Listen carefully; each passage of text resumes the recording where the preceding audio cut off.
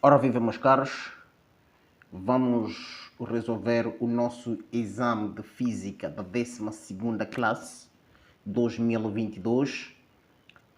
O exame que tem duração 120 minutos da primeira chamada.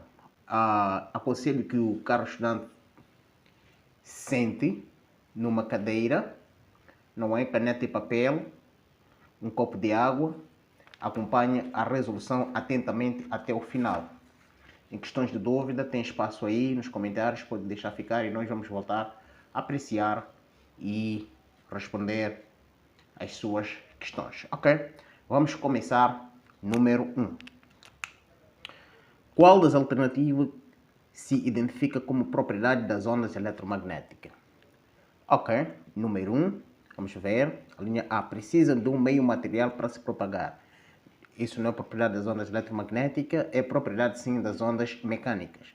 Provocam aumento da temperatura nos corpos que atravessam. Isto sim, essa é a propriedade das ondas eletromagnéticas. Portanto, para número 1 temos a opção B. As outras opções estão erradas. São invisíveis e são visíveis. Estão erradas.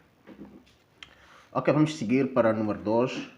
Número 2 diz: 3 estrelas JKL emitem radiações. Os valores dos comprimentos de onda das 3 estrelas estão em ordem crescente, como estamos a ver, esta ordem. Qual das alternativas é correta? Então, nós estamos a ver que aqui existe uma relação entre duas grandezas. Aqui está-se a relacionar o comprimento de onda e a temperatura. Então, para responder essa questão, nós temos aqui a seguinte expressão. Pela lei do Wien, nós sabemos que o comprimento de onda é inversamente proporcional à temperatura. Isto significa que quanto maior for a temperatura, menor é o comprimento de onda e vice-versa. Então significa para maior comprimento de onda temos menor temperatura. Com isso nós podemos dizer o seguinte: neste caso, onde temos comprimento de onda J, temos comprimento de onda J menor que comprimento de onda K, por sua vez menor que comprimento de onda L. Significa para menor comprimento de onda nós teremos maior temperatura. Significa que a temperatura J será maior, por sua vez temperatura K será maior, por sua vez temperatura L. Portanto, nós temos esta alternativa e no número 2 a opção é opção A. Pronto. Número 3. A temperatura de uma estrela é de 10.000 Kelvin. Qual será em watt-metros quadrados a intensidade da radiação emitida por ela? Ok? Queremos saber a emissividade emitida por essa estrela. Ok? Então, aqui vamos estabelecer a lei de Stefan Boltzmann. Emissividade é igual à constante de Stefan Boltzmann vezes temperatura elevado a 4. Né? Esta é a equação que determina o valor da intensidade da radiação. Então, muito simples. Aqui a emissividade será igual ao valor do constante de Boltzmann, está dado aí no exercício. Isso é 5,7 vezes 10 elevado a menos 8. Não vou escrever as unidades agora porque todas estão no sistema internacional. A exigência é apenas quando vezes a temperatura. A temperatura temos 10.000 vezes 10.000 Kelvin elevado a 4. Agora o estudante deve saber transformar os valores em notação científica. Deve saber que 10.000, não é? 10.000 transformado em notação científica. Teremos aqui 1 vezes 10 elevado a 4. 1, 2, 3, 4. 4. Esse 4 indica o número de zeros.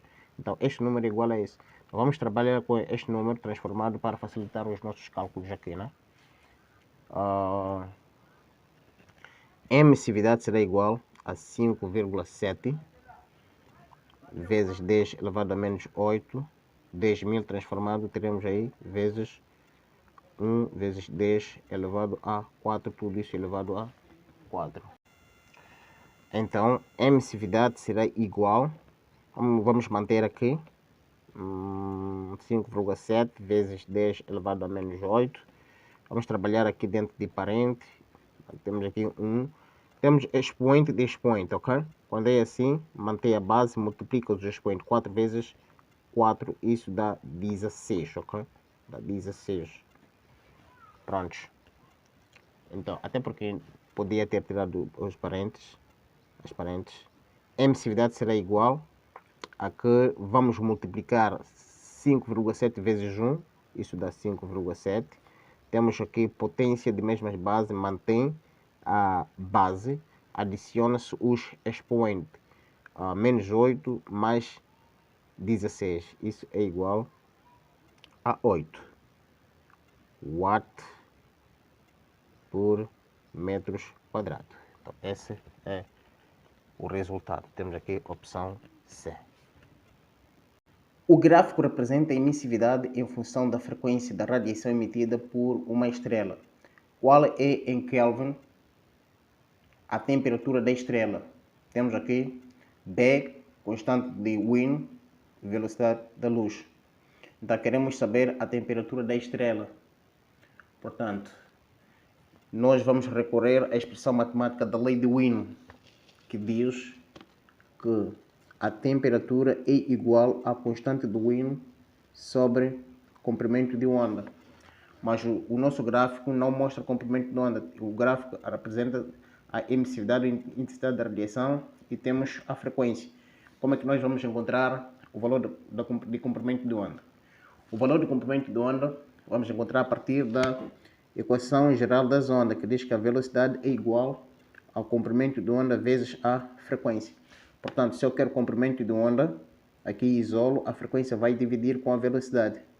Teremos aqui a velocidade dividido pela frequência. Ok, eu posso calcular exatamente aqui fora, né, o valor do comprimento de onda, depois vou substituir aí. Então, eu sei que velocidade da luz, temos aqui o valor, é igual a 3 vezes 10 elevado a 8, não é? O valor da frequência, temos aqui, a frequência é 2 vezes 10 elevado a 15, não é? 2 vezes 10 elevado a 15 Hz. Então, o comprimento de onda, que será igual a 3 dividido por 2, 1,5 vezes. Aqui temos divisão de potência de mesmas bases, mantém a potência, subtrai-se os expoentes. Teremos 8 menos 15, isso será menos 7 metros. Ok, eu já encontrei aqui o valor do comprimento de onda, então eu levo, venho substituir aqui na fórmula o valor correspondente ao comprimento de onda.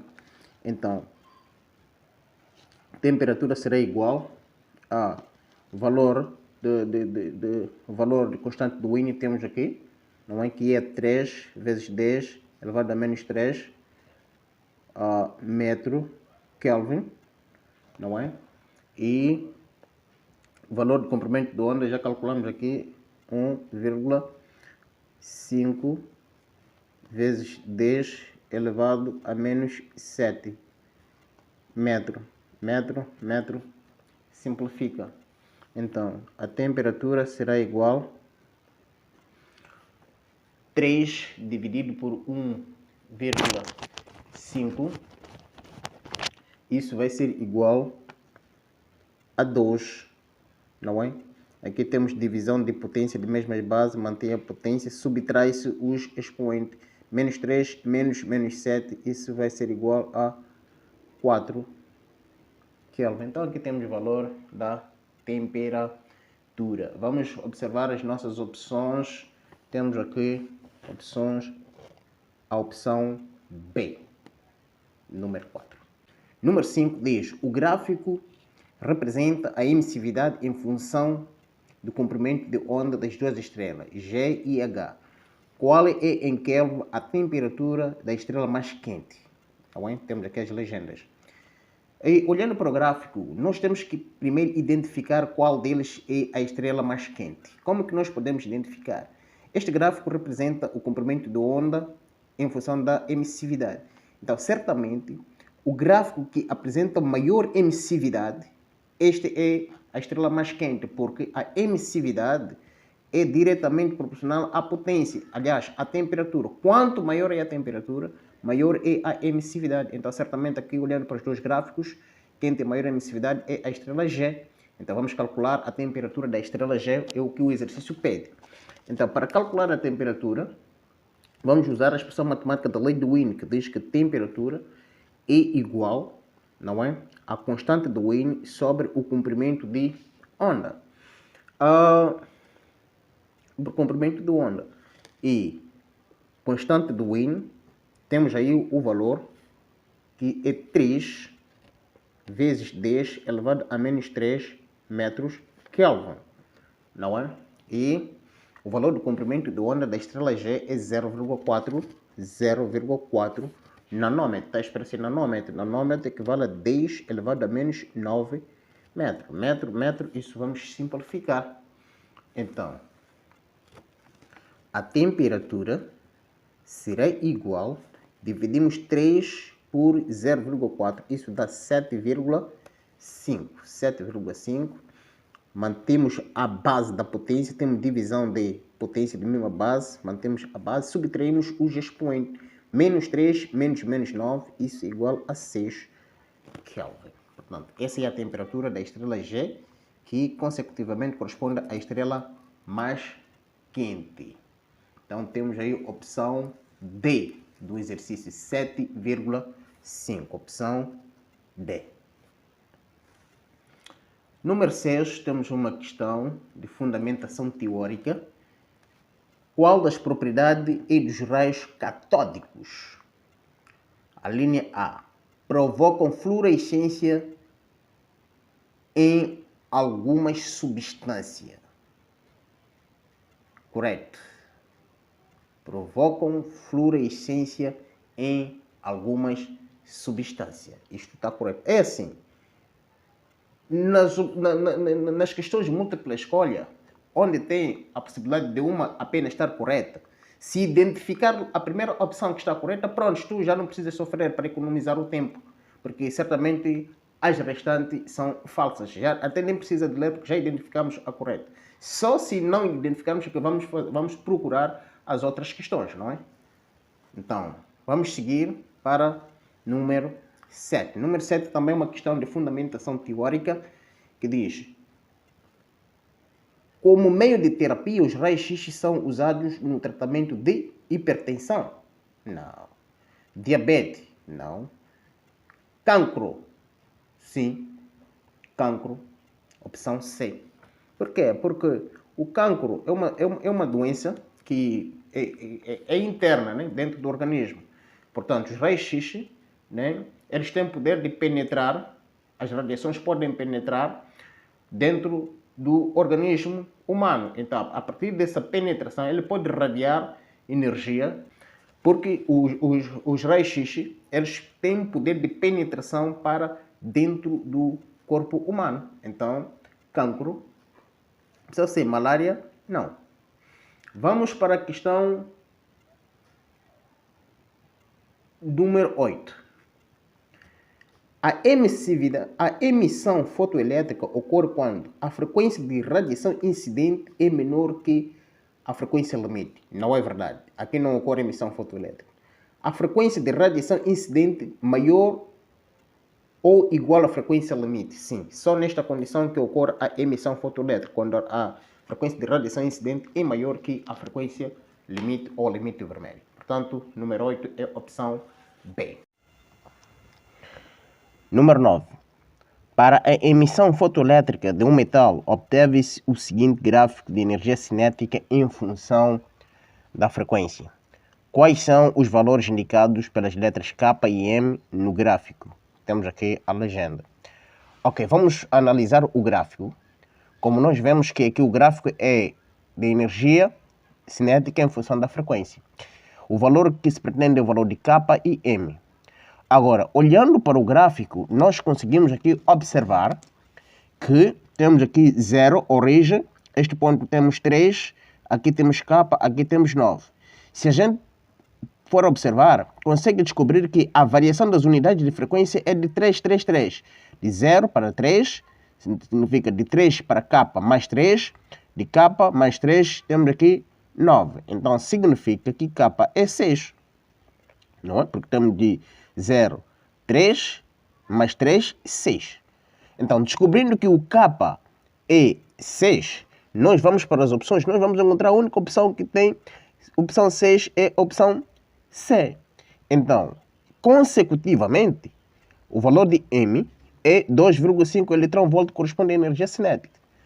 Caro estudante, existe certo exercício que usa-se mais um pouco de esperteza ou inteligência, né? Que não precisa necessariamente partir de uma fórmula e resolver o exercício. A partir do gráfico, analisando o gráfico, é possível determinar os respectivos valores das grandezas que se pretendem. Ok? Então temos aqui a opção C, número 9. 10. Uma placa de alumínio é iluminada por uma luz de comprimento de onda 200 nanômetros. Qual é, em Joule, a energia de radiação incidente? Temos aqui o valor de constante de Planck e velocidade da luz. Ok, nós queremos saber a energia em Joule. Nós sabemos que a energia da radiação incidente pode ser dada pela seguinte expressão. Energia igual ao comprimento de onda vezes a frequência. Mas como o exercício nos dá o valor de comprimento de onda, então vamos usar a outra relação que envolve o comprimento de onda, que diz que a energia é igual a constante de Planck vezes velocidade da luz sobre o comprimento de onda. Então aqui vamos substituir os respectivos valores. Constante de Planck, temos aqui o valor que é 6,6 vezes 10 elevado a menos 34 Joule vezes segundo, vezes velocidade da luz. Velocidade da luz, temos aqui o valor que é 3 vezes 10 elevado a 8 metros por segundo, dividido por valor comprimento de onda, que temos aqui 200 nanômetros. Nanômetro equivale a 10 elevado a menos 9 metros, ok?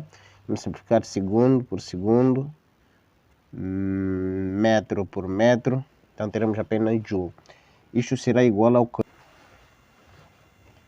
Então a energia será igual a, vamos manter lá em cima, vamos trabalhar em baixo. Aqui em cima teremos 6,6 vezes 10 elevado a menos 34 Joule vezes 3 vezes 10 elevado a 8. Aqui em baixo vamos transformar isso em notação científica. Em notação científica, 200 é o mesmo que dizer 2 vezes 10 elevado a 2. Esses dois zeros, né? Então aqui temos vezes 10 elevado a menos 9, que é um nanômetro, ok? Então isto será igual. Isso será igual. Esta parte não serve.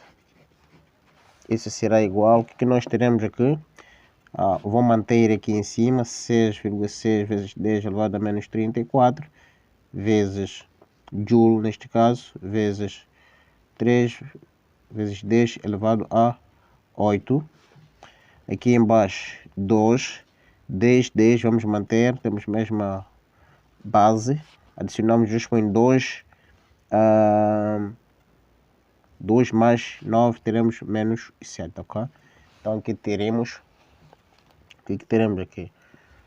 Trabalhado isso, 6,6 vezes 3 dividido por 2, toda essa operação dá 9,9, ok? Então esses 7, aqui temos, e quando vai para cima, mandamos para cima essa potência, fica positiva, teremos 7 positivo, mais 8 dá 15, 15 menos 15 mais menos 34, isso dá menos 19 Joule, ok? Então temos aí no nosso exame a opção D. Okay.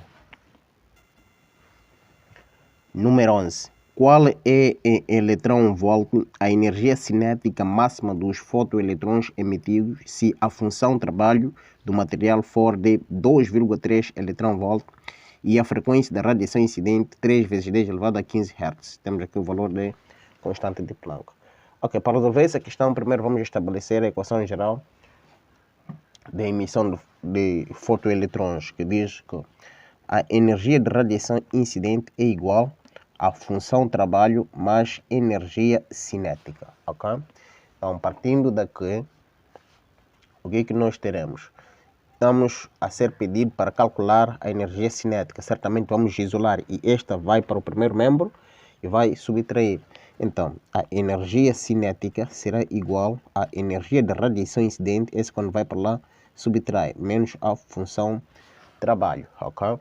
E nós sabemos que a energia cinética será igual à energia de radiação incidente é igual à constante de Planck vezes a frequência menos função trabalho, neste caso, né? Então vamos substituir os respectivos valores, ok? A energia cinética será igual a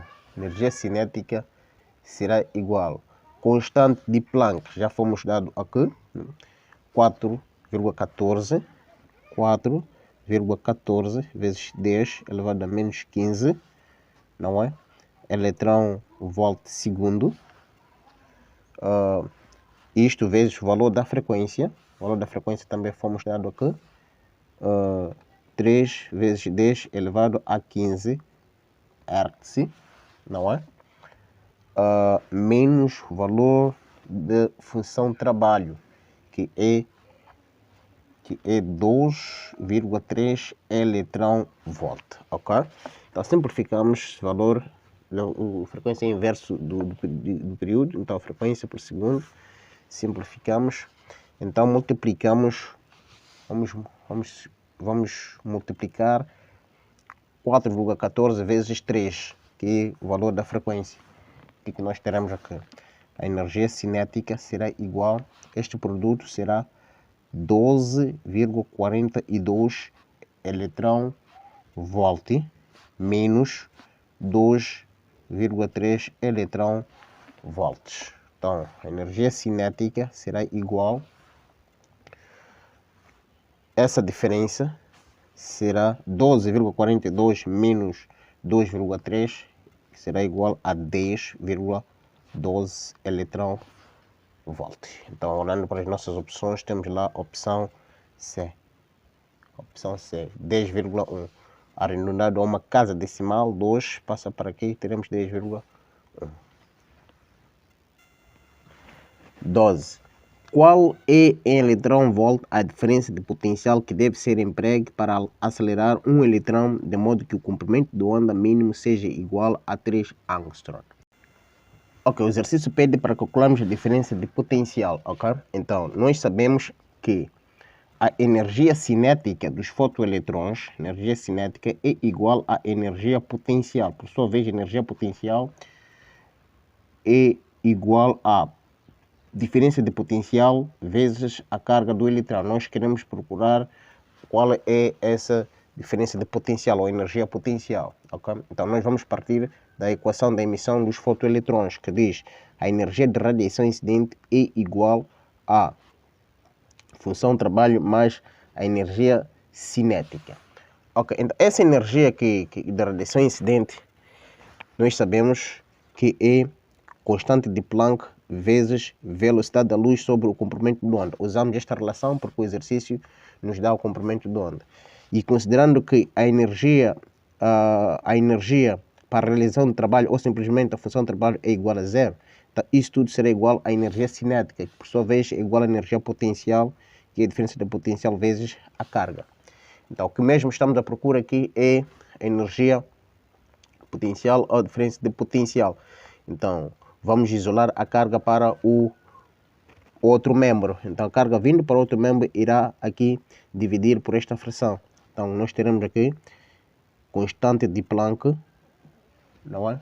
Vezes velocidade da luz sobre o comprimento de onda vezes a carga do eletrão. Isso será igual a potencial elétrico, ok? A diferença de potencial.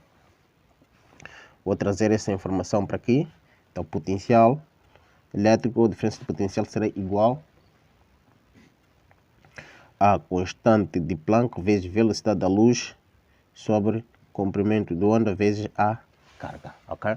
Então, vamos substituir os respectivos valores.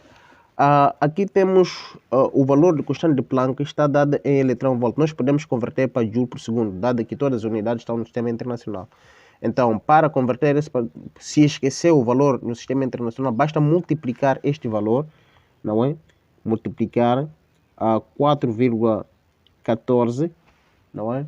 Vezes 10 elevado a menos 15 eletron-volt por segundo, multiplicado por 1,6 vezes 10 elevado a menos 19 joules segundo. Então, esse valor aqui vai dar 6,624 vezes 10 elevado a menos 34 joules segundo, ok? Então, assim nós convertemos esse valor para o sistema internacional.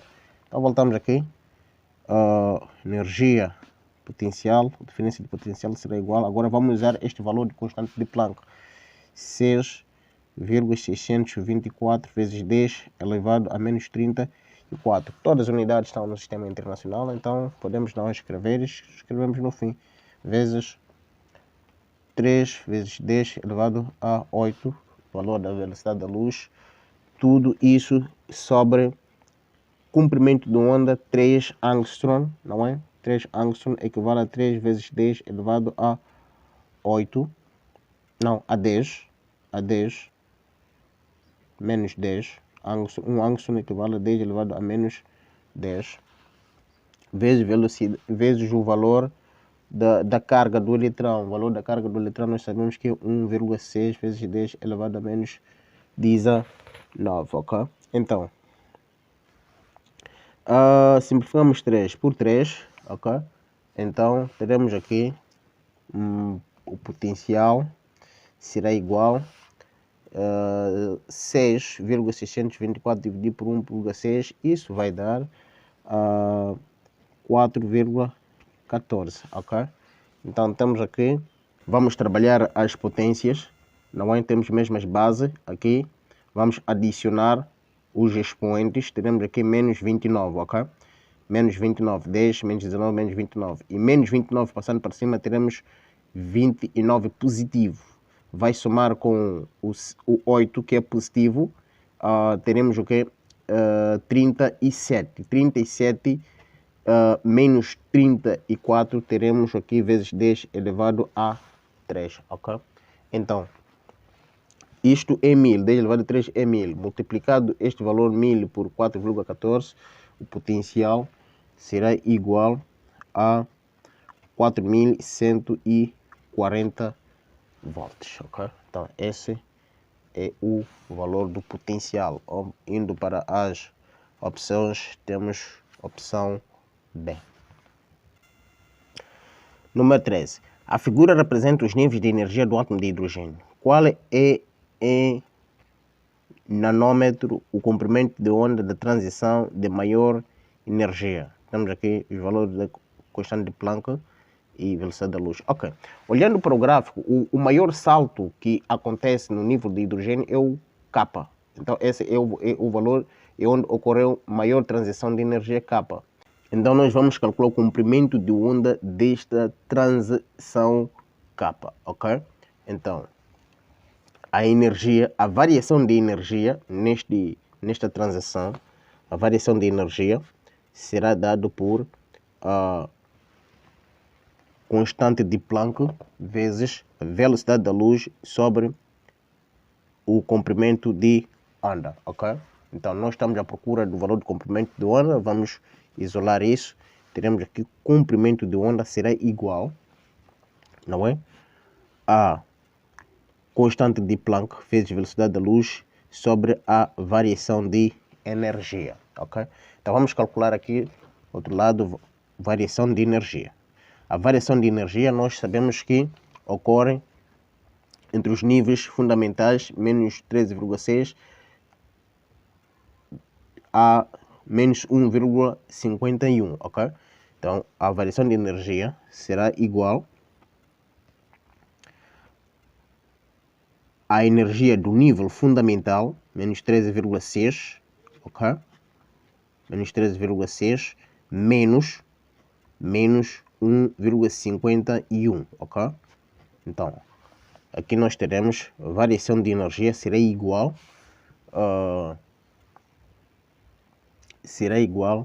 a menos 13,6 menos mais 1,51. ok? Então, a variação de energia será igual a 12,09 eletron-volts. Aqui está dado em eletron-volt a energia, ok? Então, já calculamos o valor da variação de energia. Vamos aqui substituir, ok? Então, teremos aqui o comprimento de onda será igual a valor de constante de Planck, deram-nos aqui 4,14, né? Deram-nos aí 4,14 vezes 10 elevado a 15, não é? Vezes 10 elevado a menos 15 eletron-volt segundo, vezes a velocidade da luz, 3 vezes 10 elevado a 8 metros por segundo, ok? Isto tudo sobre o valor da variação de energia, que é 12,09 eletron-volt, ok? Eletron-volt, simplificamos segundo por segundo, simplificamos, ok? Então, trabalhado,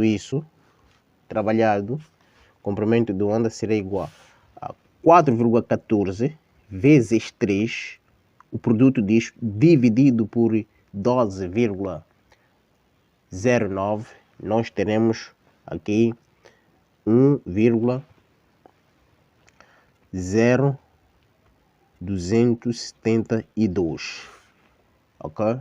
Então vamos trabalhar os expoentes. Temos bases aqui, mesmas bases, temos expoente. Vamos adicionar aqui temos produto de duas potências com a mesma base, adicionamos expoente, menos 15 mais 8, isso dá-nos menos 7, ok?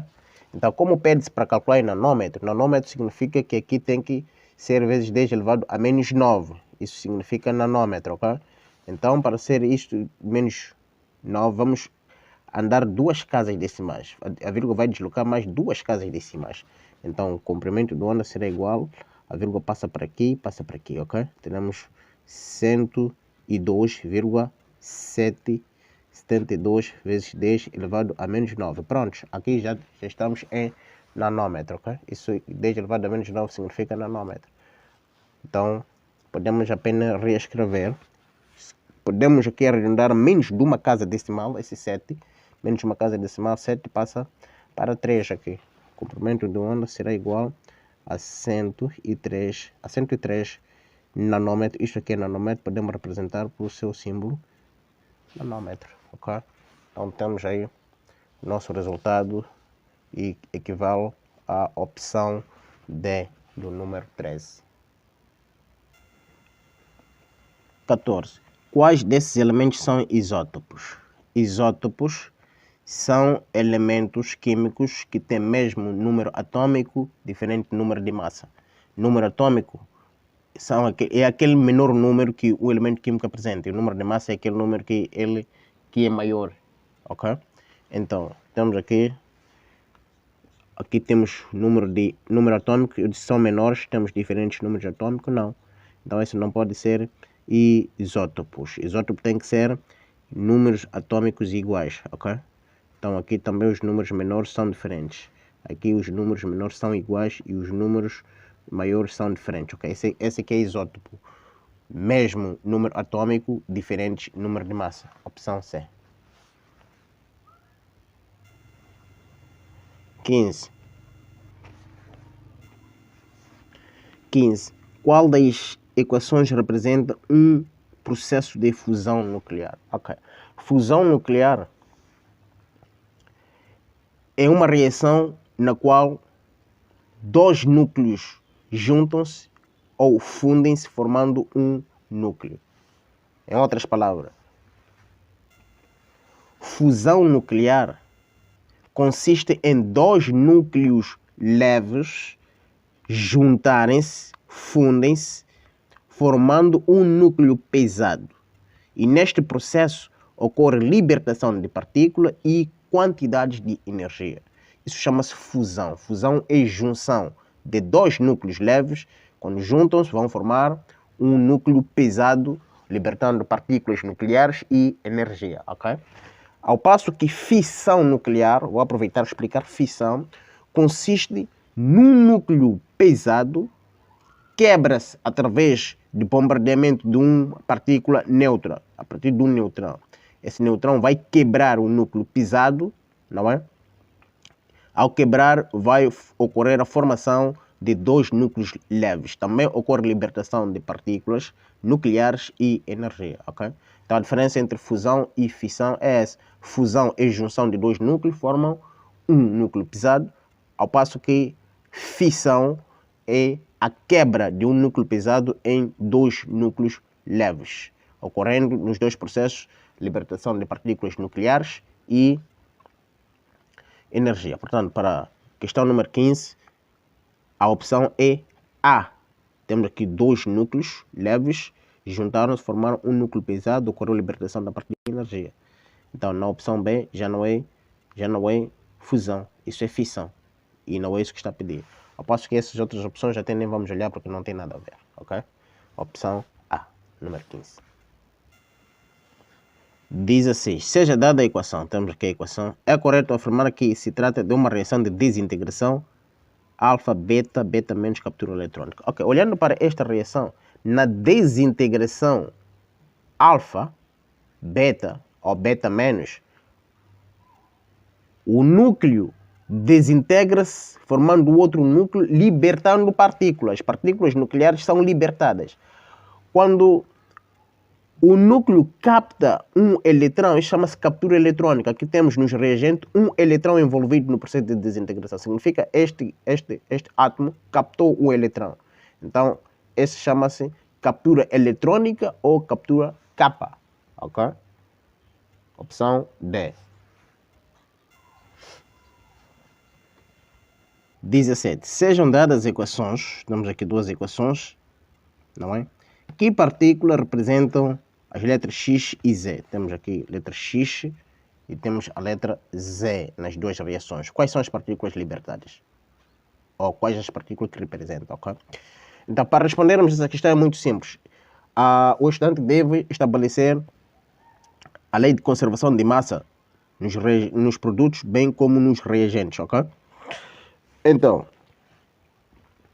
vamos olhar para os reagentes. Temos aqui a massa atômica. Como eu disse, a massa atômica é o número maior que o átomo apresenta. Ok? Então, temos aqui 2 mais 3 nos reagentes. Isso dá-nos 5, ok? Então, nos produtos temos 4. Significa que para 5 falta 1. Significa que esta partícula, sua massa atômica é 1, ok? Para isso dar 5. Nos produtos, nos reagentes, aliás, temos o número atômico é 2. Aqui nos produtos, o número atômico só temos 2. Significa que tem que ser 0. Ok. Então, olhando para esta partícula, nós sabemos a partícula que tem massa atômica 1 e número atômico 0. Essa partícula é o neutrão. Nós sabemos que o neutrão tem massa atômica 1 e número atômico 0. Ok? Então, o X é neutrão. Agora vamos ver o Z. A regra é a mesma. Temos a massa atômica aqui 14. Nos reagentes dos produtos temos 14. Significa que esse número, a sua massa atômica é 0. E isso, somar não vai alterar, vai ser igual. Então vamos lá ver. Número atômico. Aqui temos 7. E nos reagentes temos 6. Significa que temos que diminuir uma unidade. Temos que ter menos 1 para subtrair. Aqui temos 6. Ok? Então, significa essa é a característica desse elemento Z. E olhando para este elemento, nós sabemos que esse é um eletrão, porque o eletrão tem massa atômica 0 e número atômico menos 1 eletrão. Então, as partículas X é neutrão, Z é eletrão. Ok? Então, temos aqui a opção C. Muito bem. 18. O tório 23290, após uma série de emissões alfa e beta, converte-se em um isótopo estável de um elemento de chumbo 20882.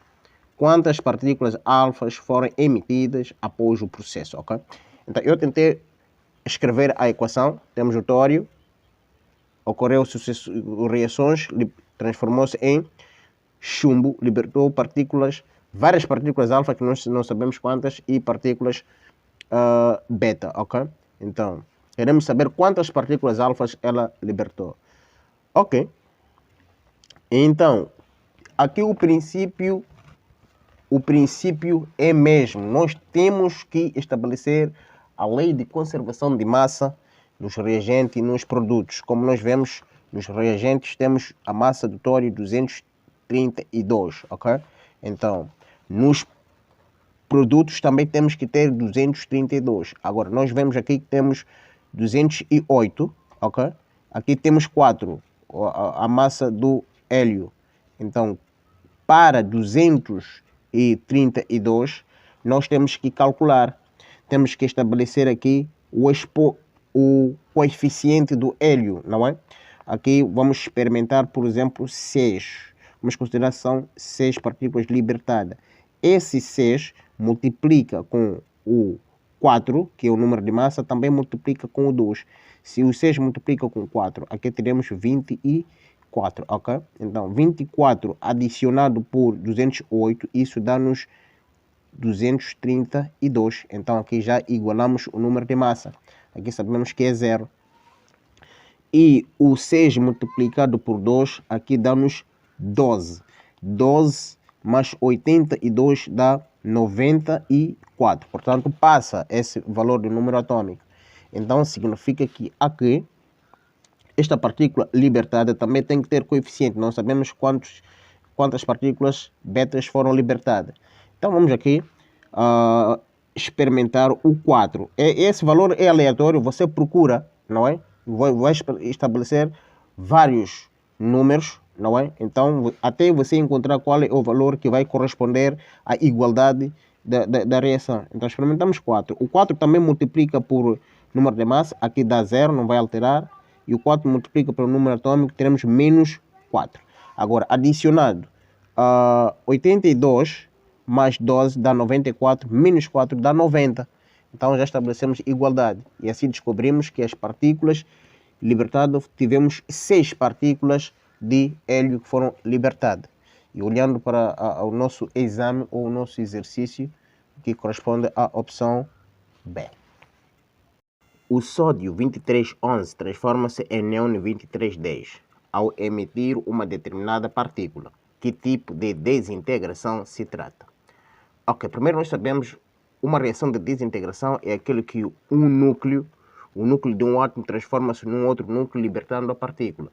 Então, para sabermos que tipo de desintegração se trata, nós temos que saber qual é a partícula que foi libertada. Então, para sabermos a partícula que foi libertada, nós temos que aqui estabelecer a lei de conservação de massa, ok? Massa nos reagentes deve ser a massa nos produtos. Bem, então nós temos aqui, nos reagentes temos o sódio, onde a sua massa atômica é 23 e seu número atômico é 11. Transforma-se em neônio. Então, a partícula que se libertou aqui deve ter massa atômica 0 para somarmos essas massas, não alterar a massa dos reagentes. E o número atômico, como vemos nos reagentes, o número atômico é 11, então forma o neônio com o número atômico 10. Então 10 deve igualar a 11 nos reagentes. Então para igualar a 11, aqui o número atômico desta partícula deve ser mais 1, para que se some 10 mais 1 ser igual a 11. Então olhando para a massa atômica 0, número atômico 1, então essa partícula é beta mais, ou é um positrão, ok?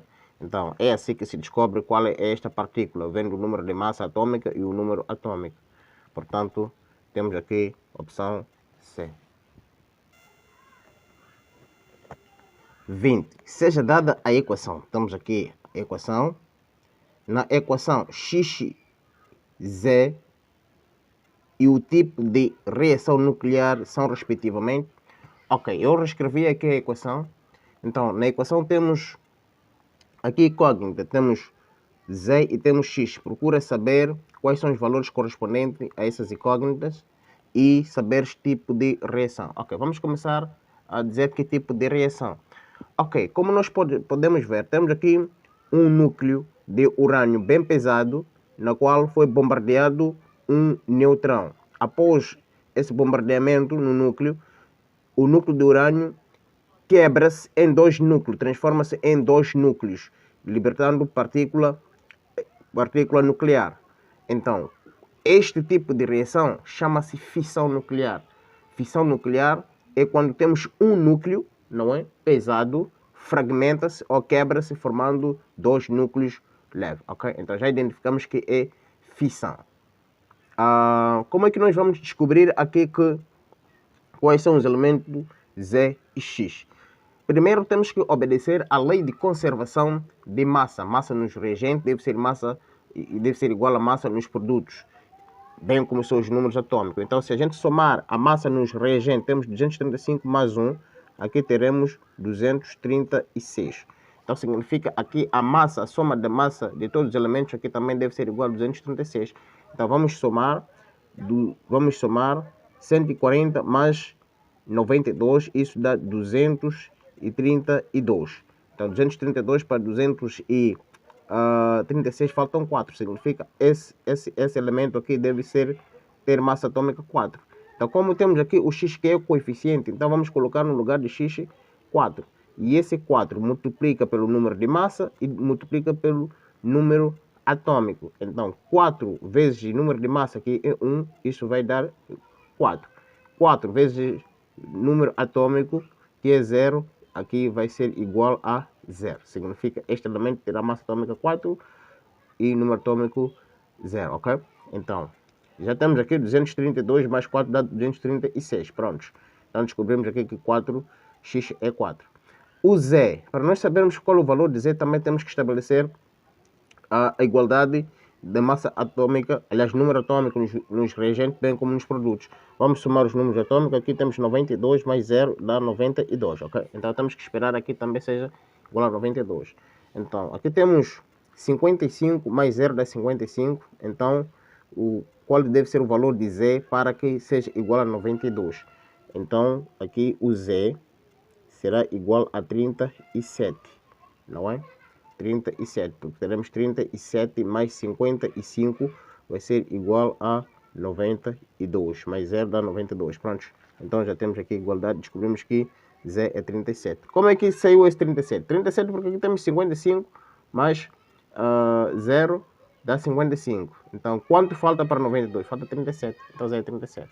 Portanto, os valores de X e Z são respectivamente X4, Z é 37 e a reação é de fissão. Então temos aqui a opção B.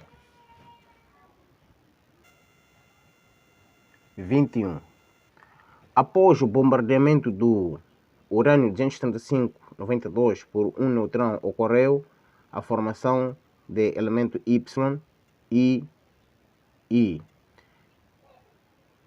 neutrões, ok? Libertou-se neutrões. Sabendo que o defeito de massa envolvido na reação é de 0,23 unidade de massa atômica, qual é em megaelectron-volt a energia libertada?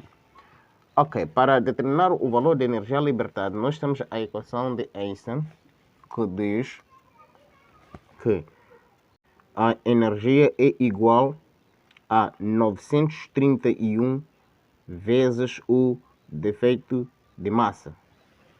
Ok? Então, nós temos aqui energia será igual a 931, defeito de massa temos aqui o valor, vezes 900, aliás, vezes 0,23. Portanto, multiplicado este valor, energia será igual a 214,1 mega electron volts. Então, temos aqui a opção B. 22. Seja dada a reação, temos aqui a reação. Quantos neutrões de fissão existirão na quarta geração? Quarta geração, quantos eletrões de fissão existirão? Ok, nós vamos olhando para a nossa reação, nós vemos aqui libertam-se 3 neutrões, ok? Temos 3 neutrões, então queremos saber na quarta geração quantos neutrões de fissão.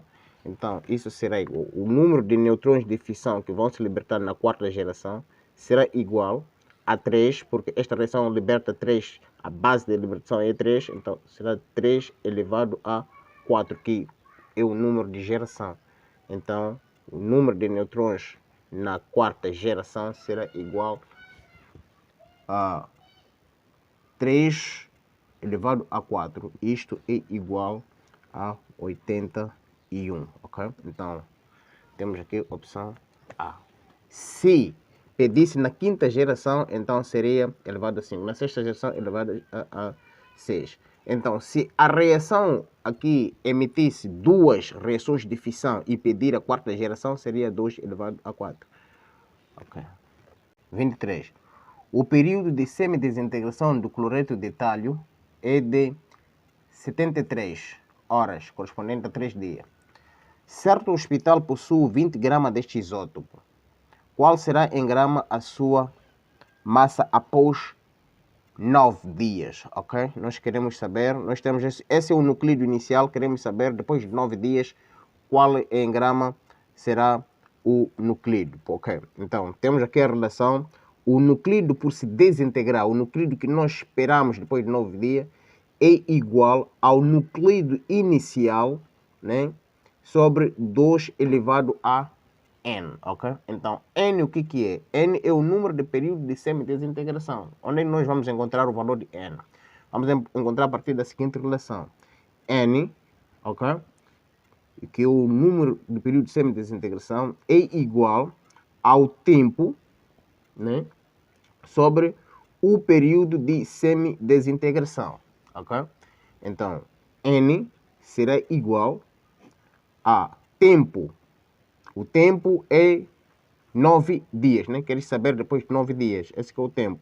Então, teremos 9 dias sobre o período de semidesintegração. O exercício diz que o período de semidesintegração é de 3 dias. Então, sobre 3 dias. Então, dias, simplificamos. N será igual a 9 dividido por 3. Isso é igual a 3, ok? Então, depois de encontrarmos o valor de N, vamos substituir aqui na relação. O nuclídeo por se desintegrar será igual. Nuclídeo inicial, a massa é de 20 gramas, né? Sobre 2 elevado a N, e N é igual a 3. Nós sabemos que 20 gramas será 2 elevado a 3, isso é igual a 8. Então, N será igual 20 dividido por 8, isso é igual a 2,5 gramas. Ok? Então, temos aqui a opção B, número 23. 24. Num tubo horizontal flui água com um fluxo constante, ok? Em qual dos tubos XY, W, XY ou Z, o nível da água será maior? O nível da água nos tubos, temos esses tubos aqui, verticais. Ok, como é que nós podemos fazer esta analogia? Primeiro nós estamos a ver que o canal de escoamento, o tubo, não é? Principal, temos variações de seção transversal. No o ponto W, tubo W, a área, não é? Ou o diâmetro, se assim for, é maior em relação nesses pontos XY. Por sua vez, W é igual no ponto Z. Ok, como nós sabemos que quanto maior é a espessura ou o diâmetro do tubo, a velocidade do fluido é menor. A velocidade de escoamento é menor porque a área de seção transversal é maior. São grandezas inversamente proporcionais. Então, como a velocidade é menor, significa que o fluido nesta região, ele irá exercer maior pressão sobre a superfície, sobre as paredes do tubo. Encontrando este orifício, este buraco, toda a pressão o fluido irá exercer sobre este tubo W. Exercendo este tubo W, o que vai acontecer? O fluido ou o líquido irá subir do nível com tendência de encontrar fuga, com tendência dela sair, porque ela irá exercer maior pressão nesta região porque a velocidade é menor. E a velocidade é menor é condicionada por causa do diâmetro do tubo. Já neste troço, Y e Z, neste troço, comparativamente a este outro que acabamos de fazer análise, a velocidade aqui será maior, o fluido terá maior velocidade neste ponto. E tendo maior velocidade, isto significa que vai diminuir a pressão que este tubo, que este fluido irá exercer para a fuga, porque a tendência será ser escoado com mais rapidez, porque a velocidade neste ponto é maior porque a seção transversal ou o diâmetro do tubo é menor, ok? Então, o mesmo vai voltar a acontecer com o que aconteceu no W no ponto Z. Aqui a velocidade vai abrandar. Abrandar por quê? Porque a área de seção transversal ou o diâmetro do tubo é maior, então a velocidade de escoamento também é menor. Sendo menor a velocidade de escoamento, o fluido, a contendência da pressão que ele irá exercer sobre as paredes do tubo, encontrando esta fuga, então ela irá exercer toda a pressão sobre este tubo e vai subir de nível. Então, resposta que nos tubos W e Z são que vão observar maior nível da água. Vai subir maior nível em relação a esses pontos. Pela razão que acabamos de explicar. Então, a opção é C. W e Z, porque a pressão é maior e a velocidade é menor. 25. Um fluido escoa a 2 metros por segundo em um tubo de área transversal igual a 600 mm². Qual é, em metros por segundo, a velocidade desse fluido ao sair pelo outro lado do tubo, cuja área é de 300 mm²? Ok, se este fluido escoa em regime permanente, significa a vazão de escoamento 1 será igual a vazão 2. E vazão, sabemos que é o produto da velocidade vezes a área de seção transversal. Então, teremos vazão 1 igual a vazão 2. Área 2. Velocidade 2 sobre velocidade área 2. Okay. Então, nós queremos saber a qual é metros por segundo a velocidade na saída. Isso significa a velocidade 2. Então, vamos isolar isto aqui. Ok, como queremos V2, então vamos isolar V2, área 2 está a multiplicar aqui, vai para o segundo membro dividir. Então, V2 será igual a V1 vezes área 1 dividido por área 2, ok? Então, isso será igual, V2 será igual V1, temos aqui 2 metros por segundo, vezes área 1 temos aqui 600 mm², dividido por área 2. Área 2 temos aqui 300 mm². Então, milímetro², simplificamos 0, 0 simplificamos, 6 simplificado por 3 dá 2, então 2 dividido vezes 2, isso será igual a 4, né? Simples. 4 metros por segundo. Esse é o valor da velocidade 2. Temos aqui a opção B.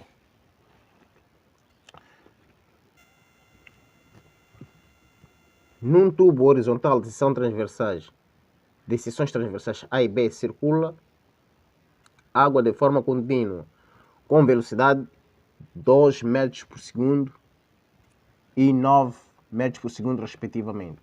Qual é em Nm² a diferença de pressão nos tubos A e B, sabendo que a densidade da água é de 1000 kg/m³? Ok? Nós estamos aqui a ver a figura, temos pontos diferentes, onde o fluido entra com a seção transversal A maior, depois a seção transversal B menor, ok? Que A. Então, para encontrarmos a diferença de pressão, temos que estabelecer a equação de Bernoulli. O que diz? A equação de Bernoulli diz que a pressão 1, quer dizer, a pressão na entrada, ok? Ou podemos chamar de pressão A, ok? Mais a energia potencial, a energia potencial, que é densidade, né, vezes a aceleração de gravidade vezes a altura A, mais a energia cinética do fluido na entrada, energia cinética 1/2, densidade vezes velocidade ao quadrado, velocidade A, neste caso velocidade da entrada, deve ser igual à pressão na saída, neste caso a pressão no ponto B, deve ser igual à pressão no ponto, deve ser o somatório das energias da pressão no ponto B, mais a energia energia potencial no ponto B, densidade vezes aceleração de gravidade vezes altura B, mais energia cinética, não é? No ponto B, 1 meio, densidade vezes a velocidade ao quadrado B, velocidade B na saída, ok? Essa é a equação de Bernoulli. Então, temos a pressão mais o somatório da energia potencial mais a energia cinética na entrada deve ser igual à pressão B na saída mais a energia potencial B e energia cinética B, ok? Então, queremos diferença de pressão. Diferença significa, vamos trazer a pressão B aqui, pressão A menos pressão B é a diferença que estamos à procura. Isso deve ser igual. Aqui não temos variação de altura. Se não temos variação de altura, significa a energia potencial é igual a zero. Essa particularidade vai ser igual a zero. Então, sendo igual a zero, temos aqui apenas energia cinética, né? Somatório da energia cinética. Então, temos aqui no ponto B, temos lá 1 meio, densidade, velocidade ao quadrado, nesse caso, velocidade B, ok? Esta energia cinética vai sair para o segundo membro, ou seja, vai subtrair 1 meio, densidade vezes velocidade A ao quadrado, ok? Então, o que nós temos? A diferença de pressão, ou simplesmente variação de pressão AB será igual. Vamos evidenciar o fator comum, ok? O que temos em comum aqui é 1 meio densidade. 1 meio densidade, vamos fatorizar. Então, teremos aqui apenas velocidade B ao quadrado menos velocidade A ao quadrado. Então, vamos aqui substituir os respectivos valores. A diferença de pressão AB será igual a 1 meio. A densidade, temos aqui o valor da densidade, aqui 1000, 1 meio 1000, vezes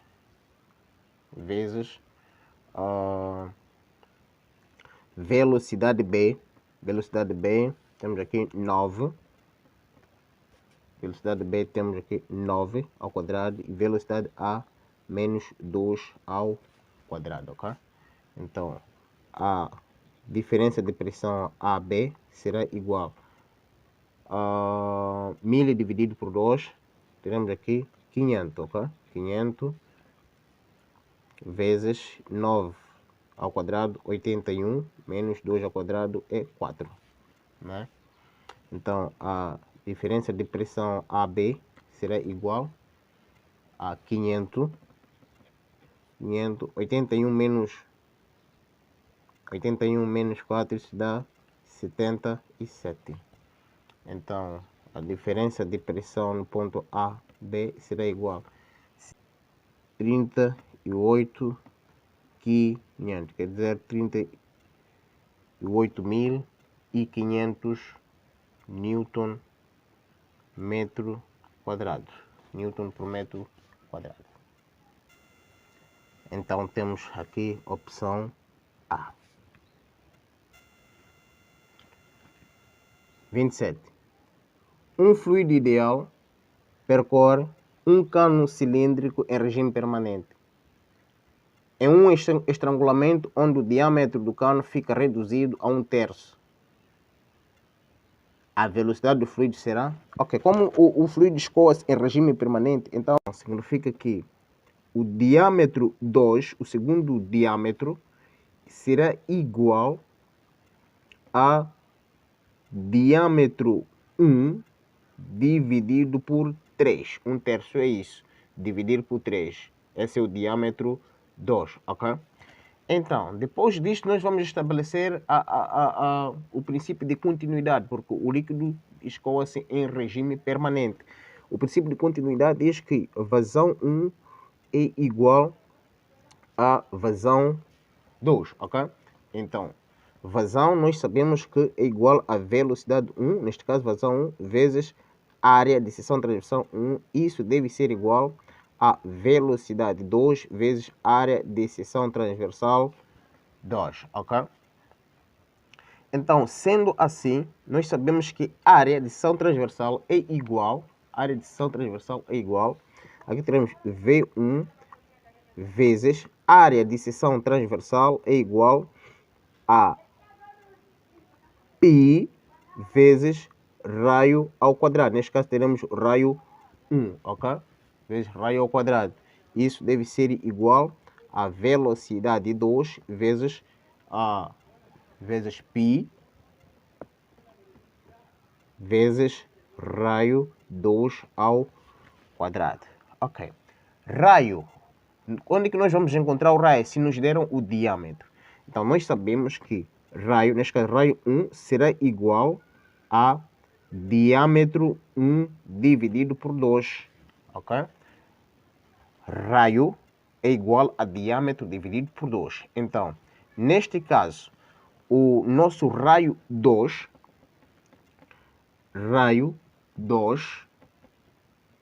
será igual a diâmetro 2, o nosso diâmetro 2 é este aqui, D1 sobre 3, dividido por 2 também. Então, como o diâmetro é dividido por 2, aqui o raio 2 será a diâmetro 2, que é diâmetro 1 dividido por 3, tudo isso dividido por 2, ok? Então, o nosso raio 2 será igual, aqui temos a divisão de duas frações, mantemos a primeira, multiplicamos pelo inverso da segunda, aqui teremos diâmetro 1 dividido por 6, ok? Esse é o nosso raio 2. Então, vamos substituir isto aqui.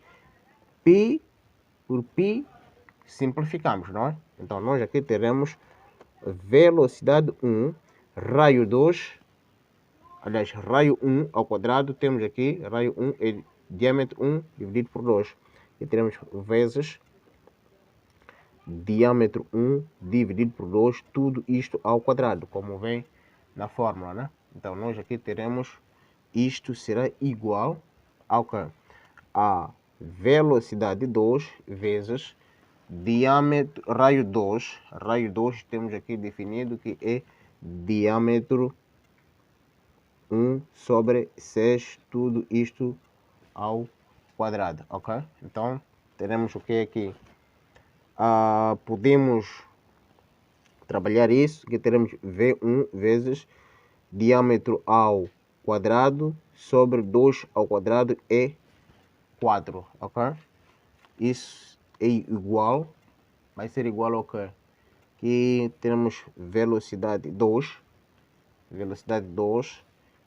vezes diâmetro, aqui temos diâmetro 1, diâmetro ao quadrado sobre 6 ao quadrado, isto é 36, ok?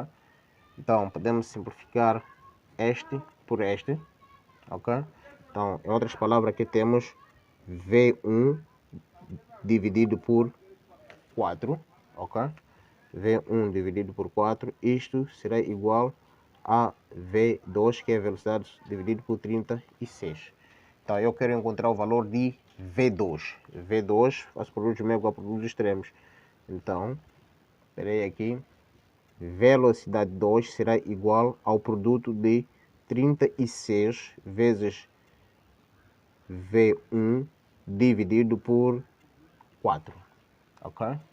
Então, velocidade 2 será igual a 36 dividido por 4. Isso dá 9V1. Ok?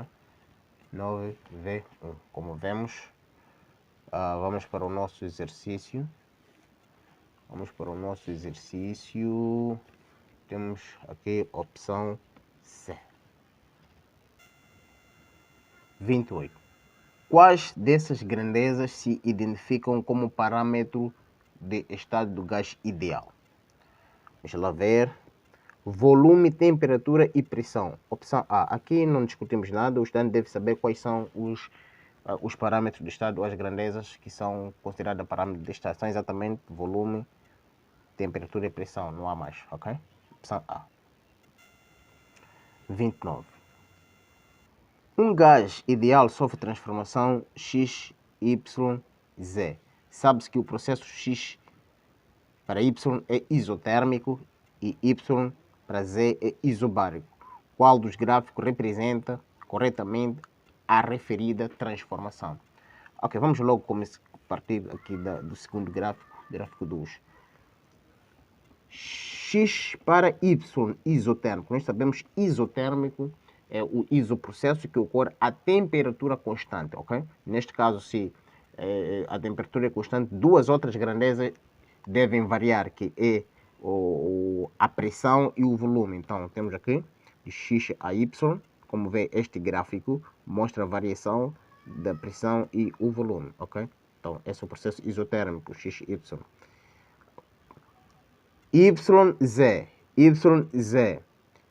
Isobarco. Isobarco mostra pressão, isso é o processo que ocorre a pressão constante. A pressão não varia.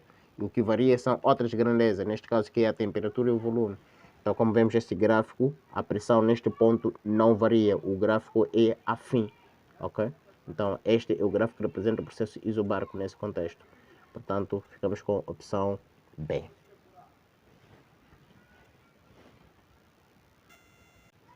Ok, vamos para o número 30. O número 30 diz o seguinte. O gráfico PV representa as transformações gasosas sofridas por um gás ideal. Qual é, em Joule, o trabalho realizado no trecho XY? Estamos a ver aqui, temos o gráfico, né? PV.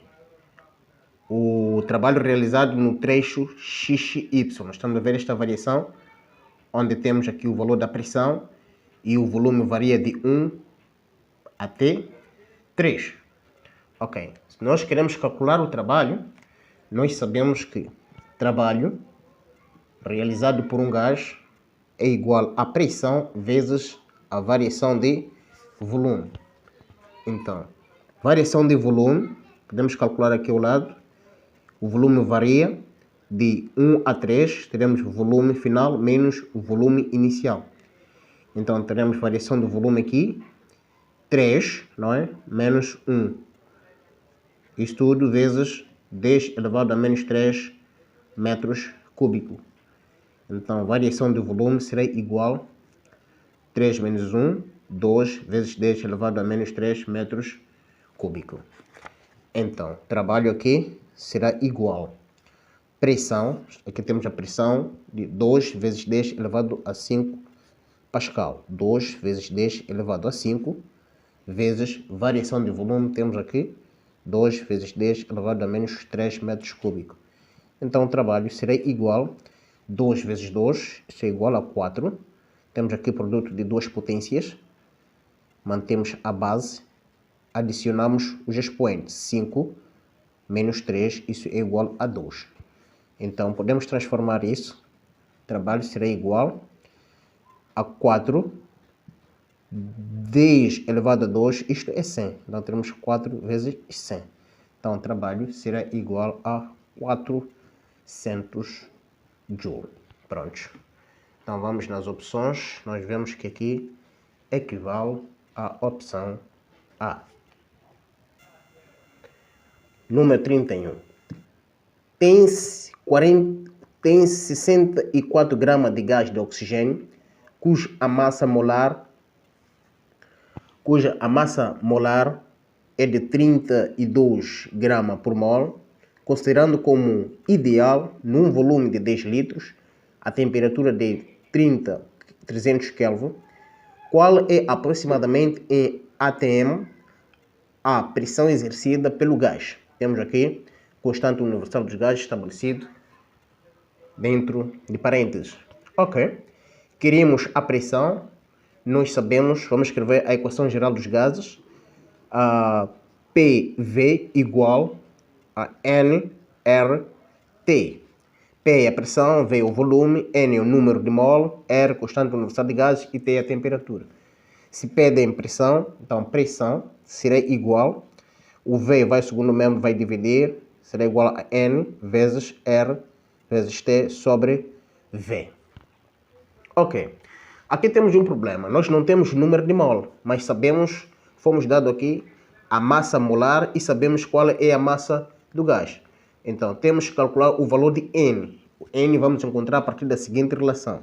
Massa molar é igual a massa da substância sobre o número de mol. Então, N, que é o número de mol, vamos aqui isolar, teremos N igual a massa da substância sobre a massa molar. E aqui teríamos, sabemos que a massa da substância é 64, teremos aqui 64 gramas sobre a massa molar, que é de 32 gramas por mol. Grama por grama simplificamos, então N será igual a 2 mol. Ok, já temos lá o valor de número de mol, então vamos substituir na nossa equação. A pressão será igual, N temos lá 2 mol, 2 vezes, constante universal de gases, que é R, temos 0,082 vezes a temperatura fomos nos dado aqui 300 Kelvin sobre volume também nos deram aqui são 10 litros, ok? Então a pressão será igual a, vamos aqui simplificar 0 por 0, teremos 30 vezes 2, 60 vezes 0,082, isso é igual a 4,92 Pascal. Prontos. Então, vamos aqui nos nossos exercícios. Temos aqui opção D, 4,9. 4,9 arredondado a menos numa casa decimal. 32. Um gás no estado 1 apresenta um volume de 14 litros, a pressão de 5 atmosferas e a temperatura de 300 Kelvin. Qual será em litros o volume do gás em um estado 2 se a temperatura duplicar e a pressão constante? Em outras palavras, pressão 1 é igual a pressão 2. Isso é constante, não é? Constante. Então, vamos estabelecer a equação geral dos gases. PV igual a N, R, T. Ok? Então, N e R é constante. Vamos trazer o T para o primeiro membro. Teremos PV sobre T. Isso é igual a constante, não é? N, R. Ok. Então, a variação do volume em dois estados. Então, nós teremos aqui pressão 1 vezes volume 1 sobre temperatura 1 deve ser igual a pressão 2 vezes volume 2 sobre temperatura 2, segundo estado neste caso. Então, estamos à procura do volume 2. Queremos o volume 2. Mas antes vamos estender a equação na forma horizontal, através de regra 3 simples, produtos meio igual a produtos extremos. Vamos multiplicar este produto, ou este produto primeiro. Teremos aqui T1, não é? Vezes pressão 2, vezes volume 2. Isso deve ser igual a este produto, que é T2 vezes pressão 1 vezes o volume 1. Então, nós queremos o volume 2. Vamos isolar isto, vai passar para o segundo membro. O volume 2 será igual, no primeiro membro temos lá temperatura 2 vezes pressão 1 vezes o volume 1, dividido por este produto, temperatura 1 vezes pressão 2. Ok? Então, o volume 2 será igual. Como nós sabemos que a pressão é constante, significa que isso vai simplificar. Constante significa que tem o mesmo valor. Mas ok, vamos substituir. A temperatura 2, o exercício diz que temperatura 2 é igual a 2 vezes temperatura 1. Então, vamos substituir aqui. No lugar de temperatura 2, teremos 2 vezes T1. Temperatura 2 é igual a 2 vezes T1. Vezes pressão 2, porque pressão 1 é igual a pressão 2, vezes V1. No denominador temos T1 vezes pressão 2, ok? Então, aqui nós teremos V2 será igual. Podemos simplificar aqui T1 por T1, P2 P2. O que nós teremos aqui? Teremos simplesmente 2 vezes V1. V2 será igual a 2 vezes V1. Então, V2 será igual a V1 do exercício. Sabemos que equivale a 14 litros, né? Então, teremos aqui 2 vezes 14 litros. Então, V2 será igual a 2 vezes 14 a 28 litros. Ok? Então, vamos para o nosso exercício. Temos aqui a opção B. 33. Sobre um sistema realiza-se um trabalho de 2000 joules e, em consequência, ele fornece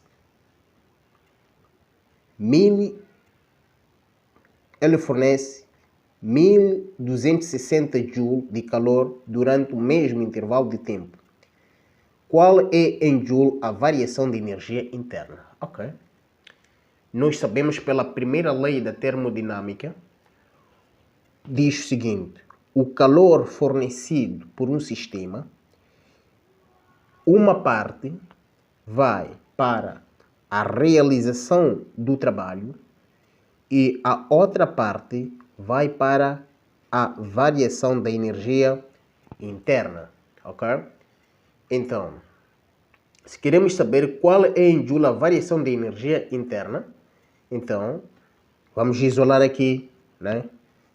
Energia interna, o trabalho vai subtrair pelo calor. Então, a variação da energia interna será igual ao calor fornecido pelo sistema menos o trabalho realizado. Então, a variação da energia interna será igual a 2000 joules, não é? Que é o calor fornecido, menos o trabalho realizado, que é de 1260 joules. Então, a variação da energia interna será igual a 740 joules. Ok? Pronto. Então, temos aqui a opção A.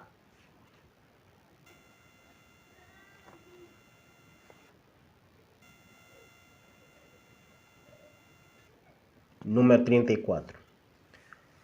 Uma certa massa gasosa sofre transformação isotérmica ao receber uma certa quantidade de calor do meio externo. O trabalho realizado na transformação é de 7200 joules. Qual é em joule a quantidade de calor recebido? Ok, nós sabemos da primeira lei da termodinâmica que o calor fornecido por um sistema, uma parte vai para a realização do trabalho e a outra parte vai para a variação da energia interna. Mas, no processo isotérmico, ou na transformação isotérmica, significa que a variação de energia é nula, porque a temperatura é constante. Quando a temperatura é constante, não é? A variação da energia interna é nula, porque nós sabemos que a temperatura é que cria variação das moléculas de uma determinada substância. Então, sendo que a energia interna é nula, significa que todo o calor fornecido vai para a realização de trabalho. E o nosso exercício diz que o trabalho realizado é de 7200 joules. Então, o calor fornecido será de 7200 joules. Ok? Então, temos aqui nosso exame na opção D. O gráfico mostra a variação da energia interna de uma mole de um gás numa transformação isocórica. Qual é, em caloria, a quantidade de calor absorvida pelo gás na transformação?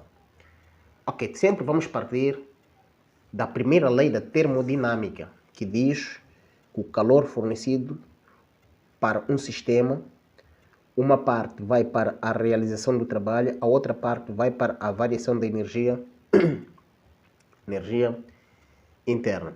Agora, como nós sabemos que essa transformação é isocórica, significa a variação do volume, ou o volume é constante, não é?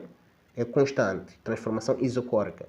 Se o volume é constante, significa que a variação do volume é igual a zero, ok? Então, se é igual a zero, o trabalho, nós sabemos que o trabalho é igual à pressão vezes a variação do volume. Se o volume é igual a zero, significa que o trabalho realizado também é igual a zero. Portanto, todo o calor fornecido, neste caso, esta particularidade será igual a zero. Então, o calor fornecido será todo para a variação da energia interna.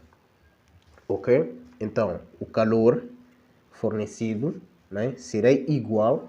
Variação de energia interna, nós temos aqui, estamos a ver que o gráfico parte de 300 a 1200. Significa que vai variar aqui.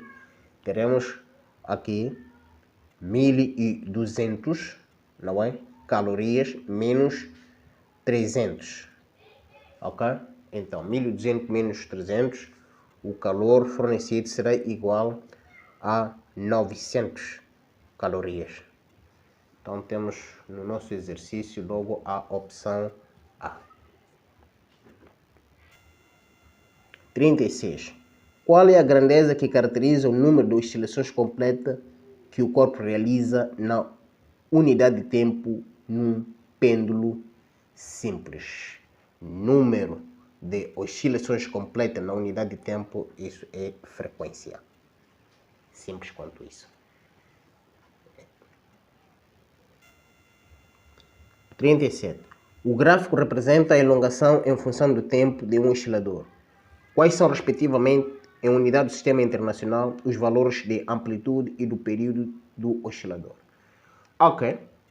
Amplitude é a distância do ponto de equilíbrio, não é? Até a elongação máxima. Do ponto de equilíbrio à elongação máxima. Então, o gráfico aqui ilustra que é 1. Então, amplitude é igual a 1. Período é o tempo necessário para que um oscilador dê uma volta completa. Então, nós vemos este oscilador parte de zero, chega aqui no zero, não é? Meia volta. Então, partindo do zero, ele tem que voltar de novo aqui. Então, meia volta, uma volta completa. Então, como nós vamos descobrir este valor? Vamos usar analogia neste gráfico. Nós sabemos que do zero até aqui no centro, na metade da onda, mede 1,5. Então, significa se esta metade é 1,5, daqui para aqui também será 1,5, a segunda metade.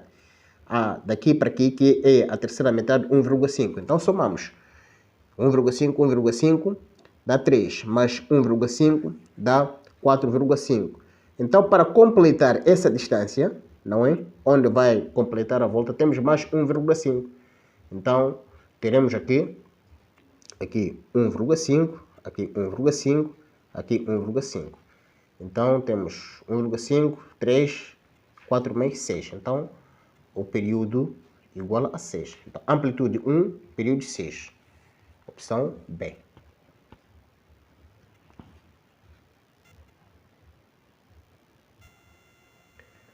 Um ponto material realiza o movimento harmônico simples de acordo com a seguinte equação. Temos aqui a equação. Qual é, em metros por segundo, o valor da velocidade do ponto material no instante t igual a 4 segundos? Ok, meu amigo, muito simples. Nós já temos aqui uma equação da velocidade. Então, nós só vamos substituir quando o tempo é 4, não é na equação. Então, teremos π quarto cosseno de π meio. No lugar de tempo, vamos escrever aqui o 4. Ok? Então, a velocidade, quando o tempo é 4, teremos aqui π quarto vezes cosseno. Simplificamos 4 por 2, teremos aqui 2 vezes π. Ok? Então, temos velocidade quando o tempo é 4, que teremos π quarto vezes cosseno de 2π é 1. Isto é igual a π quarto. Simples quanto isso. Então, temos aqui na nossa opção B. 39. Um ponto material realiza um movimento harmônico simples de acordo com a seguinte equação. Temos aqui a equação da aceleração. Qual é, em metros por segundo, a aceleração do oscilador no instante t 1 segundo? Simples, amigo. Só substituirmos aqui a aceleração quando o tempo é 1. Temos aqui π quadrado sobre 16, não é? Seno de π vezes 1. ok? Então, a aceleração, quando o tempo é 1, teremos menos π quadrado sobre 16 seno de π. E seno de π é igual a zero. Portanto, a aceleração, não é? Quando o tempo é 1, ser isso tudo igual a zero metros por segundo quadrado. E temos opção C. Número 40. Uma esfera de massa de 1 kg oscila presa em uma mola de constante elástica 100 Nm, que se encontra num plano horizontal sem atrito. Qual é, em segundo, o período de oscilação, considerando π 3? Vamos recorrer à equação de Thomson, que diz o período é igual a 2 vezes π raiz quadrada de massa sobre constante elástica. Então, o período será igual a 2 vezes π, deram-nos aqui 3 vezes raiz quadrada da massa, 1 kg, e constante elástica, deram-nos aqui 100 Nm. Ok? Então, período será igual a 2 vezes 3, isso é igual a 6. Raiz quadrada de 1 dividido por 100 é igual a 1,01. Portanto, período será igual a 6 vezes raiz quadrada de 0,01, isso é igual a 0,6 segundos.